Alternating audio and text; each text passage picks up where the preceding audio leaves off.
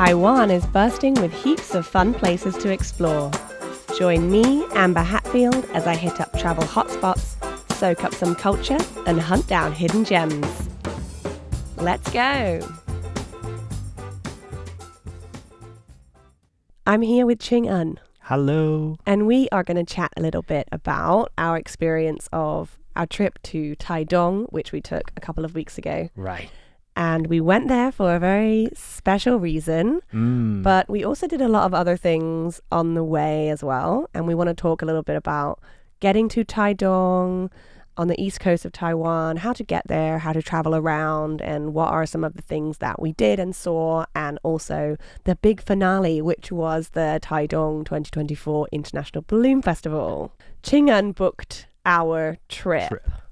And Ching-en, we're going to talk first about travel. So how would you say if you want to go to the east coast of Taiwan, specifically Taitung, which is more further south than Hualien, what would be the best way to get there, or the best way to travel, do you think? I think train remains the best way to travel to Taitung.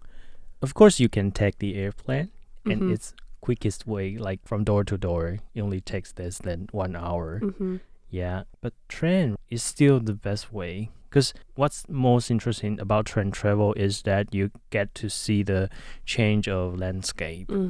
Yeah, like you see the valleys, you then see the high mountains, and the sea, of course, the Pacific Ocean, which is awesome. Yeah. Yeah. It's really beautiful scenery on the train down to Taitung. Actually, I was even complaining a little bit this time because I feel like every time I've been on the train on the East Coast, I'm never sat on the side of the train where I can see the ocean. And it's really nice because on one side there's the ocean and on the other side there's mountains and valleys, and you can see the rivers, and everything's so green and lush. It's really beautiful. But whenever I get on the train, I'm never on the ocean side. So I hope that when I go another time, I'll get put on that side of the train. Okay. If we get to travel again together next time, I'm definitely trying to get you a ticket on the window side. Yeah. Yeah. So when we went down to Taitung, we took the train, which was probably the fastest one that you can take down to Taitung, right? There are multiple different ones. So obviously we have like local trains, and then there are different kind of levels of the speed of trains that you can take down to Taitung. Some of them have obviously more stops, so they're slower, and then the ones that are having less stops, they'll be quicker.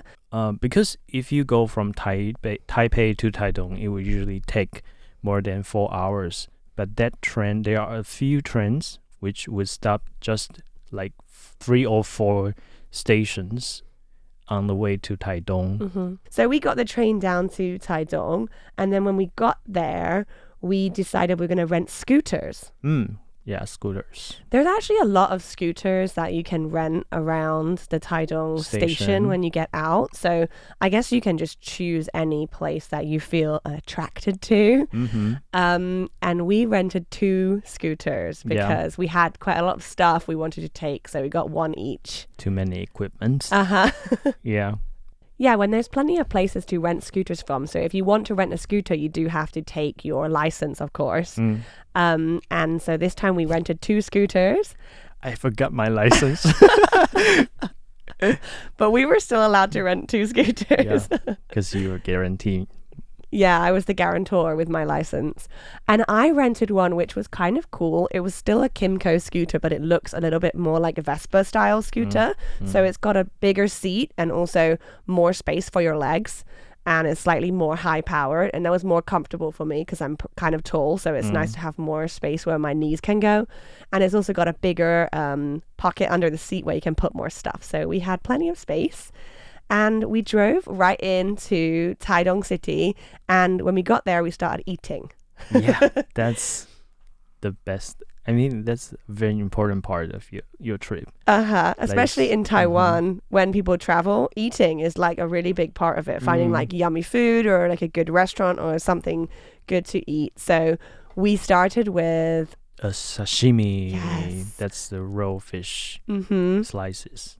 And I have been to this sashimi shop before. It's a shop that actually sells different kinds of fish like for you to take home, but they also have like fresh sashimi that you can eat there. And all the seating is outdoor, and you just go in and you order what sashimi you want. I think we got 20 pieces for 4 kinds of fish. Yeah, and the price is very reasonable. Like it only cost us $200 for 20 pieces. It's really good. And then I also got the last remaining fresh oyster. Oh, it was so delicious, but it was giant. It like filled my mouth when I ate it. But yeah, the sushi is really, really good. And the only thing about that shop is that you have to sit outside, so it's pretty hot. They don't have any indoor seating, but the sushi was delicious. What's your favorite sushi fish? Tuna. Yeah, me too. Yeah. So after the sushi place, we went for shaved ice. I love shaved ice. And I ordered it with watermelon and with condensed milk on it. And it was because we endured the heat outside, and after that we went into the shaved ice shop, and there's AC inside, and also with I think it's really cute interior design, kind of Instagrammable. Definitely. I remember there being some plants inside, or just everything's kind of wood and glass, so it just definitely looks very... Yeah, and they also hired some illustrator from Japan to design their identification. Yeah. The flavors were really good too. I got a mango shaved ice because right now it's the summer in Taiwan, so it's mango season, and mangoes are really fresh, really juicy, super sweet. And this is my favorite time of the year to get shaved ice with mango.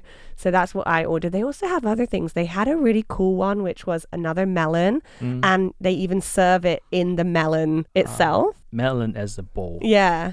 And so there's some really good stuff to eat in Taitung. After we finished our ice, we decided to go and have a look around the flowing lake, which is this man-made lake which people can do water sports and things on, and it's right by the ocean as well. Really hot there, and I didn't wear my sunscreen. Yeah. And I remember when we drove near the coast, I was really amazed by the scene of the Pacific Ocean. So you are kind of driving down this road that there's not a lot of cars on it. There's this flowing lake park on the right side, and then the ocean just on the left side. Just right straight down to the ocean is the view. And you can just kind of see it panoramically. Yeah. The dark blue and getting lighter and getting brighter, and the waves are crashing. And you can see the contrast because actually the beach is not sand. The beach is just stones and pebbles. But they are kind of very light colors as well, like white colors and white and gray, bright colors. So that when the sun is so strong and just all blue sky, then they look very white, and the contrast against the blue ocean and the blue sky is just really kind of mesmerizing scene. And then on the right side, you've got lots of green and trees and stuff as well. So it's really beautiful. And you can also hear the sounds of the waves crashing. And then from the park, you can hear the sounds of the cicadas making their kind of screeching noises too. Yeah. And the sound of pebble rolling was just so therapeutic. Yeah, especially for us, living for a long time in the city.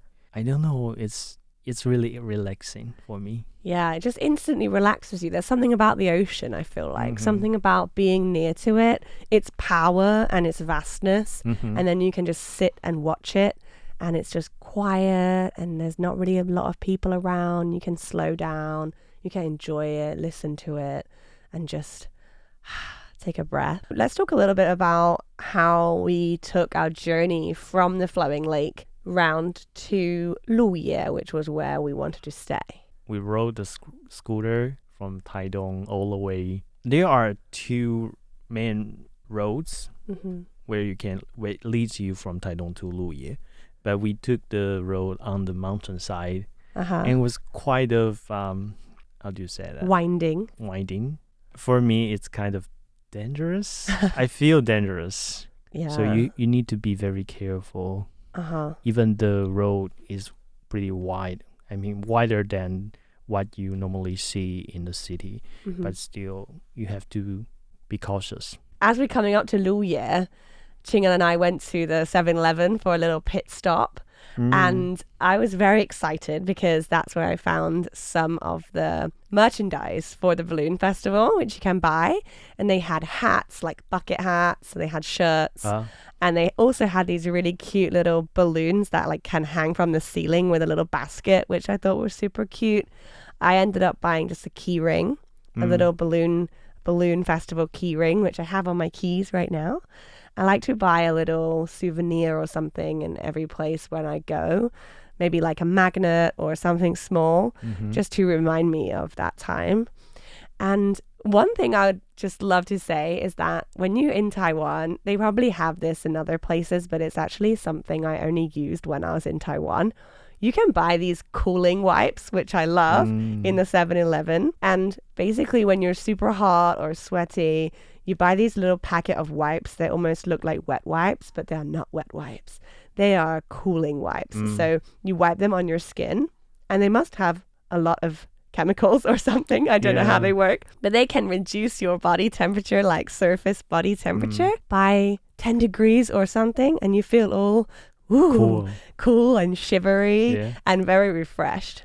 Yeah, the product came from Japan. Right? I think it's the smartest innovation in 21st century. I believe. I suggest you not to put it on your neck. Instead, you put it on your limbs, or you will get really uncomfortable. Interesting. Yeah, I actually tried the wipes again the other day in my house because I just got home and I live on a high floor, so I had just walked up all the stairs and I was so hot. I was like, let me use one of these wipes. But then at the same time I turned my AC on, right? So I used the wipe and then I sat there and my AC was blowing and I was so cold.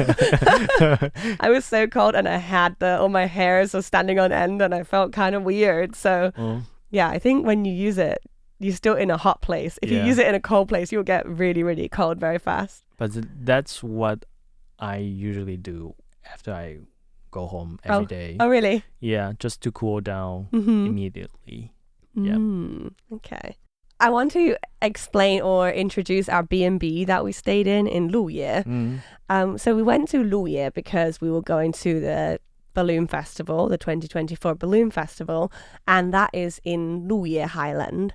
So if you want to go to that, you need to stay closer to Luye. If you want to be more convenient for getting there in the morning, it's a bit far from Taitung. We took about a 45-minute scooter drive, I think, to get there. So when you go to the Balloon Festival, you might want to get up very early in the morning. It might be really inconvenient just to stay in Taitung City, so you might want to find somewhere closer if you don't want to drive early. So we stayed in a little B&B and that I found on booking.com. And this B&B was very nice because it had a really great environment, just a very relaxing environment.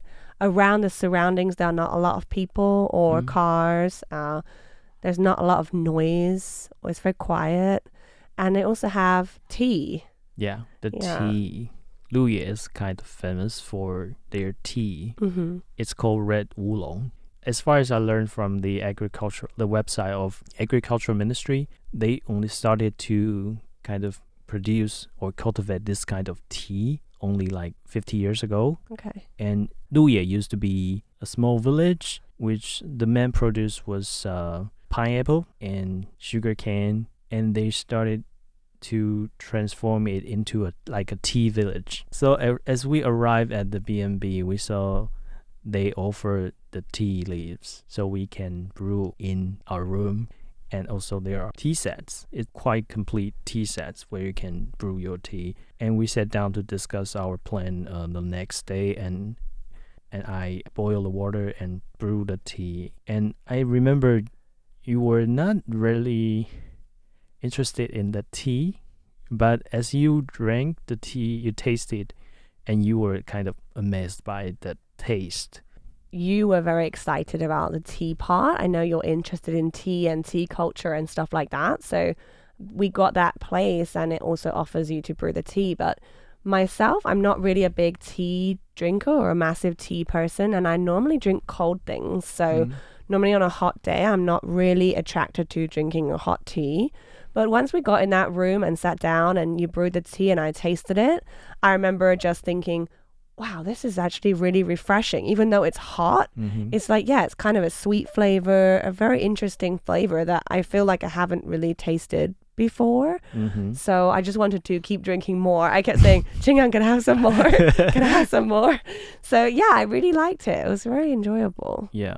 And it was especially enjoyable because in the B&B that we stayed at, they used the wood, this really strong, fragrant smell of the cypress wood. Maybe for someone that might be a bit overwhelming, but for me, I really like that smell. So as soon as I got in the room, it just makes me feel also very relaxed. Just sitting there, drinking the tea and being surrounded by that fragrant smell. It's just really perfect for me. Yeah, and also looking out from the window, you see it's a paddy field. Yeah. Paddy field is like a rice field. Yeah, just this green and then bright blue sky outside the window, and you're in there with the fragrant smell and the tea, and it's just really perfect. Yeah. So after that, we went to a half-fry restaurant for our dinner, but we decided not to drive the scooter. Instead, we walked there, so we got a chance to see what this village was like. And so we went to the country lands in between the different farmlands. Yeah, I remember there being a lot of murals, like wall painted murals of different things, like animals that are famous in that area, and also like Aboriginal tribes people. Culture, fruits. Yeah, the different fruits. One of my favorite fruits that they have in Taitung is like a kind of version of a custard apple. And it's super sweet and it's just delicious. I love it so much. It's my favorite fruit. They have that fruit, and also I think it's the red kind of flowers, roselle flowers. It reminded me of the so-called community development projects in the 90s, back in the 90s. They started this project to kind of bring together the people in the community to kind of envision the future of their village, and also to pass on the history and culture of that unique place. And I think it's been part of Taiwan's process of turning from a authoritarian regime into a democratic society. People have a space or have an opportunity to kind of transform or kind of build their village into a way they like. Yeah, and that murals is actually an embodiment of that process. That's all for this week's episode of Let's Go. Thanks for joining me, and I hope you enjoyed it. I will see you for another episode next week.